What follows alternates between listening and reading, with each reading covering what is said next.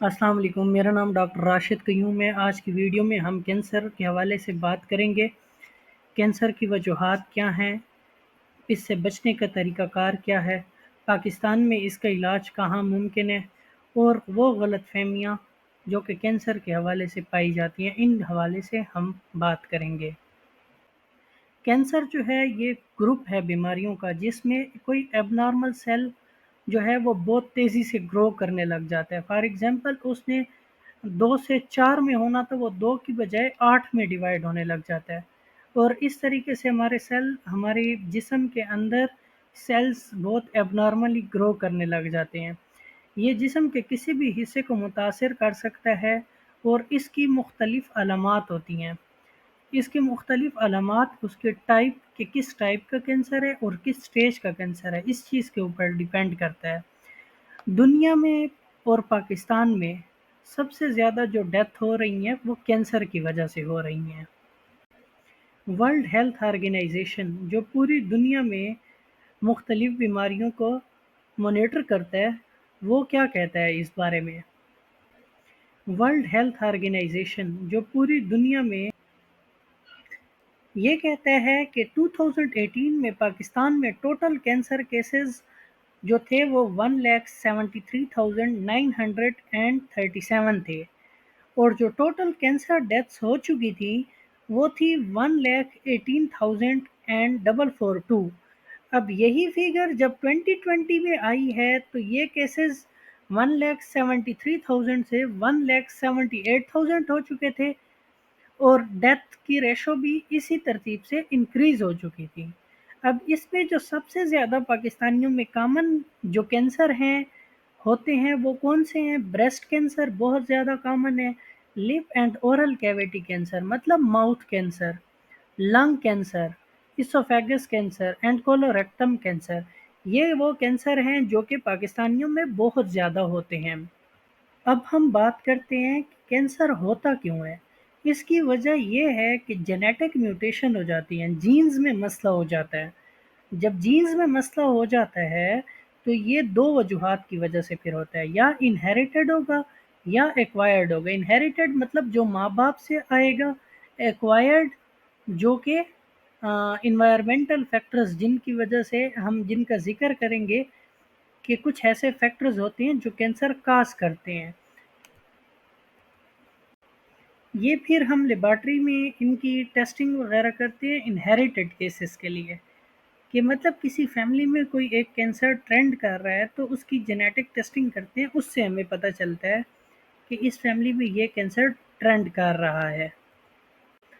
अब हम बात करते हैं उन इन्वायरमेंटल रिस्क फैक्टर्स का जो कि एक्वायर्ड टाइप ऑफ कैंसर काज करते हैं। मतलब जिस तरह मैंने बताया कि इन्वायरमेंटल फैक्टर्स होते हैं जिनकी वजह से कैंसर हो सकता है, तो वो कौन से हैं, कौन से फैक्टर्स हैं?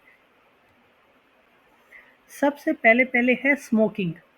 स्मोकिंग बार बार मैंने पहले भी अपनी वीडियोस में बताया है कि ये बहुत सारी बीमारियों की जड़ है। स्मोकिंग की वजह से तकरीबन 35 किस्म के कैंसर होने का खतरा होता है। दूसरे नंबर पे है अल्कोहल। अल्कोहल जो है शराब, शराब का इस्तेमाल ये ख़ासकर लिवर कैंसर वगैरह काज करता है। इसके अलावा और कैंसर भी काज करता है। अनहेल्दी डाइट मतलब ये फ़ास्ट फूड्स वगैरह या इस तरह की जो चीज़ें हैं, ये नहीं कि ये फ़ौरन से कैंसर काज कर देती हैं। ये पहले-पहले आपको शुगर की तरफ लेकर जाती हैं, शुगर काज़ करती हैं, मोटापा काज़ करती हैं, फिर उससे ये कैंसर का सबब बन सकते हैं। सेडेंटरी लाइफ़स्टाइल बस हर वक़्त बैठे रहो, ठीक है? तो इसमें भी ओबेसिटी और फिर ओबेसिटी से मुख्तलिफ़ किस्म के कैंसर। फिर आ जाता है एयर पॉल्यूशन।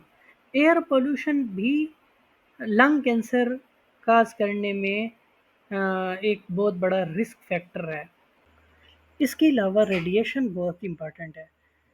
रेडिएशन से मुराद ये है कि हमारे पाकिस्तान में अक्सर अगर आपने देखो एक बंदे का एक्स-रे हो रहा होता है, वहाँ पे 5-6 और बंदे वहाँ पे साथ में जाके रुक जाते हैं। तो इस तरीके से वो भी रेडिएशन को एक्सपोज़ हो जाते हैं। और रेडिएशन डायरेक्ट डीएनए में चेंज लाता है। तो रेडिएशन भी इसका एक बड़ा रिस्क फैक्टर है जिसकी वजह से कैंसर होता है। इसके अलावा कुछ ऐसे बैक्टीरिया और वायरसेस भी होते हैं जो कि कैंसर का सबब बनते हैं, जैसे हेपेटाइटिस बी वायरस या हेपेटाइटिस सी वायरस। तो ये वो तमाम वजूहात हैं जो कि कैंसर काज करने का सबब बनते हैं। और इसमें सबसे अच्छी बात यह है कि इसमें बहुत सारे ऐसे रिस्क फैक्टर्स हैं जिनको आप मॉडिफाई कर सकते हैं और कैंसर से बच सकते हैं। तो अब हम उनका जिक्र करेंगे। तो कैंसर से बचने का तरीका जैसे मैंने बताया बहुत ही आसान है। तो क्या है, स्मोकिंग छोड़ दें, अल्कोहल छोड़ दें, जो फास्ट फूड या इस तरह की खुराक खाते हैं ये छोड़ दें, हेल्दी लाइफस्टाइल अपनाएं, मतलब वॉक वगैरह, अल्ट्रावायलेट रेज जो सनलाइट रेज होती हैं इनसे ख़ुद को बचाएं, हैट लगाएं, सन ग्लासेस लगाएं, रेडिएशन से ख़ुद को बचाएं और अपने आप को वैक्सीनेट कराएं। Early detection is the best protection. जितने जल्दी आपका कैंसर डायग्नोज होता है उतने ज़्यादा आपके सर्वाइवल रेट ज़्यादा हो जाता है और आप इंटेंसिव ट्रीटमेंट से बच जाते हैं।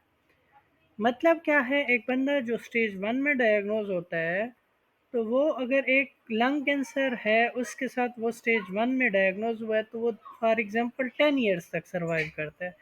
जबकि एक दूसरा बंदा है, अगर वो ग्रेड 4 में जाके डायग्नोज होता है, स्टेज 4 में जाके डायग्नोज होता है तो उसका सर्वाइवल चांस 1 ईयर का होगा। तो इसलिए अपनी स्क्रीनिंग कराएं ताकि अर्ली डिटेक्शन हो, आपका जल्दी पता चले और आपकी जो है वो प्रोटेक्शन सही हो सके और आप इंटेंसिव ट्रीटमेंट से बच सकें। इफ़ कोई बंदा कैंसर के साथ डायग्नोज हो जाता है तो उसको उम्मीद और हिम्मत नहीं हारनी चाहिए। पाकिस्तान में भी इसका इलाज मौजूद है और इसके इलाज में बहुत सारे तरीके इस्तेमाल होते हैं जिनका हम जिक्र करेंगे। और उम्मीद नहीं हारनी चाहिए क्योंकि आप अगर अर्ली डायग्नोज हो जाते हैं तो आपका सर्वाइवल रेट वैसे भी ज़्यादा होता है। आपके लिए कौन सा ट्रीटमेंट अच्छा होगा इन ऑप्शंस में से ये डिसाइड आपका डॉक्टर करता है, लेकिन हम उनका एक जनरल ओवरव्यू यहाँ पर डिस्कस करते हैं।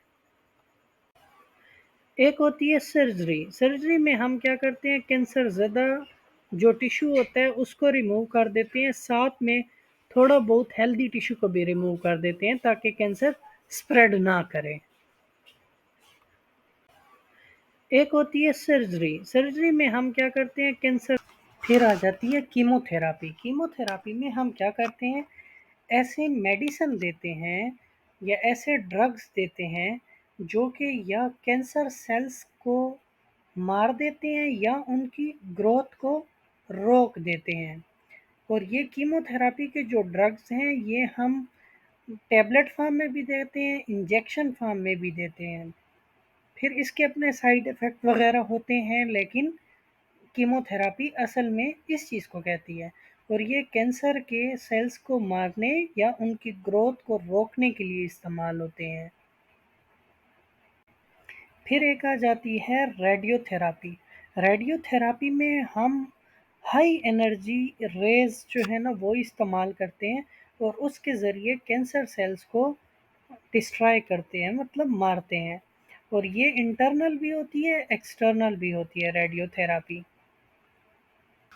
हार्मोनल थेरापी कुछ स्पेसिफिक कैंसर्स में इस्तेमाल होती है, जैसे ब्रेस्ट कैंसर या प्रोस्टेट कैंसर, जिनमें हार्मोन्स डिस्टर्ब हो जाते हैं। जब हार्मोन्स के लेवल्स डिस्टर्ब हो जाते हैं तो ये ड्रग्स क्या करते हैं, उन हार्मोन्स के साथ बाइंड करते हैं और इस तरीके से उनकी जो ज़्यादती होती है जिसकी वजह से कैंसर हो रहा होता है तो उसको रोक देते हैं। फिर एक होती है टारगेटेड थेरापी। टारगेटेड थेरापी किसको कहते हैं, कि कुछ ऐसी जीन्स होती हैं जो कि कैंसर सेल्स को सरवाइव करने में, ज़िंदा रहने में मदद कर रही होती हैं। तो टारगेटेड थेरापी के ज़रिए हम उन स्पेसिफिक जीन्स को अटैक करते हैं ताकि वो कैंसर सेल्स को ज़िंदा रखने में मदद ना करें। और सबसे आखिर पे एक आ जाती है इम्यूनोथेरापी। इम्यूनोथेरापी में हम क्या करते हैं, जो बॉडी का डिफेंस मैकेनिज़्म है, जो कि उसको जरासीम से क़ुव्वत मुदाफ़ियत जिसको कहते हैं, जो जरासीम से लड़ने में मदद करता है, उसको हम मज़बूत करने के लिए ड्रग्स देते हैं, तो वो फिर कैंसर के सेल्स के ख़िलाफ़ खुद लड़ पाएँ, तो इसको इम्यूनोथेरापी कहते हैं। तो ये वो तमाम टेक्निक्स थी जो हम कैंसर के मरीज़ों के लिए इस्तेमाल करते हैं। कैंसर के मरीज़ के लिए इनमें से कौन सा इलाज अच्छा है, ये आपका डॉक्टर आपके लिए डिसाइड करता है। वो आपके कैंसर की टाइप को देखता है, उसके स्टेज को देखता है, उसकी लोकेशन को देखता है, उसकी साइज़ को देखता है, आपकी हेल्थ को देखता है, तो उस मुताबिक वो आपके लिए ये डिसाइड करता है कि आपके लिए कौन सी थेरापी अच्छी है इनमें से। इसके अलावा सपोर्ट सेंटर्स भी मौजूद होते हैं, पाकिस्तान में भी मौजूद हैं, जो इंसान को सोशली, इकोनॉमिकली, फाइनेंशियली सपोर्ट करते हैं, और इंसान जो कैंसर से लड़ रहा होता है तो उसको इमोशनल और मेंटल वेल बीइंग की बहुत ज़्यादा ज़रूरत होती है। तो ऐसे सपोर्ट सेंटर्स पाकिस्तान में मौजूद हैं जो उनको ओवरकम करने में हेल्प करते हैं।